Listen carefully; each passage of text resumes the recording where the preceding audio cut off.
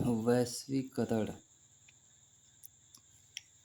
या भूमंडलीकरण या ग्लोबलाइजेशन किसे कहते हैं? क्या होता है वैश्वीकरण? आइए देखते हैं। वैश्वीकरण एक ऐसी प्रक्रिया है जिसके द्वारा एक सीमा विहीन दूरी विहीन समाज का निर्माण किया जाता है। दूसरे शब्दों में ये है इसकी परिभाषा। वैश्वीकरण एक ऐसी प्रक्रिया है जिसके द्वारा एक सीमा विहीन दूरी विहीन समाज का निर्माण किया जाता है।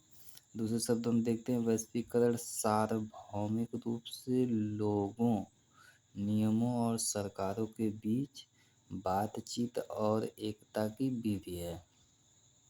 अब इसकी अर्थ देखते हैं कि वैश्वीकरण का अर्थ एक देश की अर्थव्यवस्था को पूरे विश्व की अर्थव्यवस्था के साथ एकीकरण है। यह एक बहुआयामी पहलू है। यह कई रणनीतियों का परिणाम है जो दुनिया को अधिक परस्पर निर्भरता व एकीकरण की ओर बदलने के लिए निर्देशित है। इसमें सामाजिक, आर्थिक व भौगोलिक बाधाओं को बदलने वाले नेटवर्क और प्रयासों का निर्माण शामिल है।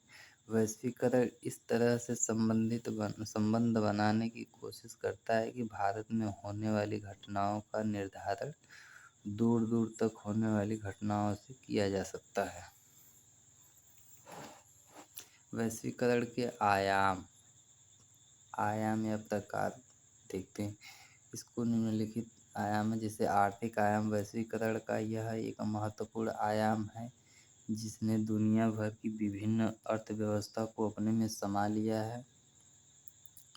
आर्थिक वैश्वीकरण में राष्ट्रीय सरकारों को अपनी अर्थव्यवस्थाओं के प्रबंधन और मुक्त बाजार सिद्धांतों के साथ उनके पुनर्गठन का विरोध करने की क्षमता कम कर दी है। ये उसका पहला प्रकार है।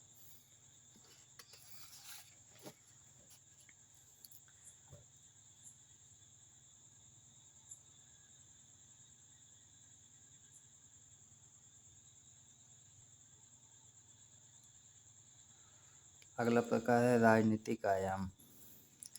अंतर्राष्ट्रीय संगठनों के बढ़ते महत्व से स्पष्ट है कि जिस प्रकार संयुक्त राष्ट्र और यूरोपीय संघ जैसे अंतर्राष्ट्रीय अधिकार क्षेत्र का उपयोग करते हैं, राजनीतिक वैश्वीकरण अंतर्राज्य को इससे आर्थिक व सांस्कृतिक वैश्वीकरण से अलग करता है, क्योंकि वे गैर राज्य और बाजार आधारित कारकों की भूमिका को देते हैं।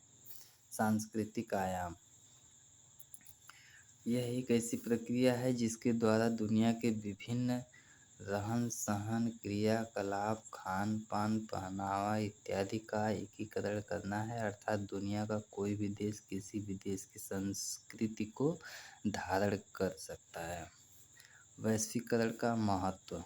वैश्वीकरण के कारण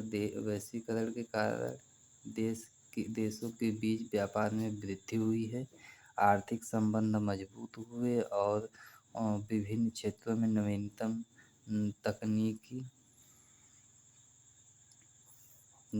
तकनीकी और वैज्ञानिक विकास होता है। इसके साथ ही लोगों के बीच व्यापार, विचारधाराओं, भूमिकाओं और सांस्कृतिक मान्यताओं का आदान प्रदान होता है। भूमंडलीकरण का प्रारंभिक अवधारणा 20वीं सदी के पश्चिमी देशों में उद्भव हुआ है, जहां उन्होंने विभिन्न क्षेत्रों में नेतृत्व संस्थाएं अपनी गतिविधियों ग्लोबल स्तर पर बढ़ाने के लिए प्रयास करने लगी है।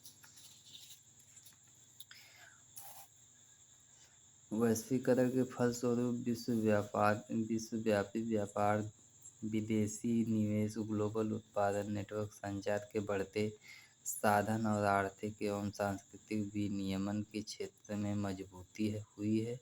हालांकि इसके साथ ही कुछ विवाद एवं चुनौतियां भी उठी हैं, जैसे आर्थिक असमानता, वैश्वीकरण के प्रभाव में नुकसान करने वाली उत्पादन के स्थानों का अनुसरण और सांस्कृतिक मान्यताओं के संरक्षण के मुद्दे। भारत में वैश्वीकरण का प्रभाव क्या है? भारत में वैश्वीकरण का प्रभाव भारत उन देशों में से एक है जिसने वैश्वीकरण की शुरुआत और कार्यान्वयन के बाद महत्वपूर्ण सफलता हासिल की है। देश में कॉरपोरेट, खुदरा और वैज्ञानिक क्षेत्र विदेशी निवेश की वृद्धि बहुत अधिक है। इसका सामाजिक, मौद्रिक, सांस्कृतिक और राजनीतिक क्षेत्रों पर भी जबरदस्त प्रभाव पड़ा। हाल ही के कुछ वर्षों में परिवर्तन और सूचना प्रौद्योगिकी में सुधार के कारण वैश्वीकरण में वृद्धि हुई है। बेहतर वैश्विक तालमेल के साथ वैश्विक व्यापार सिद्धांतों और सांस्कृतिक का विकास हुआ है। वैश्वीकरण का प्रतिरोध क्या है? इसका प्रतिरोध, वैश्वीकरण के आलोचक अनेक तर्क देते हैं।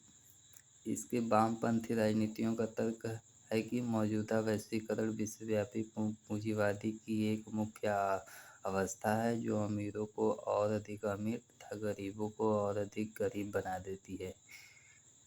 राज्य के कमजोर होने के कारण से गरीब के हित की रक्षा करने की क्षमता उसमें आ जाती है। वैश्वीकरण के दक्षिणपंथी आलोचक उसके राजनीतिक, आर्थिक व सांस्कृतिक प्रभाव को लेकर चिंतित हैं। राजनीतिक अर्थों में उन्हें राज्य के कमजोर होने की चिंता है। वे चाहते हैं कि कम से कम कुछ लोगों में आर्थिक आत्मनिर्भरता और संरक्षणवाद का दौर फिर से कायम हो। सांस्कृतिक संदर्भ में इसका चिंता है, परंपरागत संस्कृति की हानि होगी। लोग अपने सदियों पुराने जीवन मूल्य तथा तौर तरीकों से विमुख हो जाएंगे।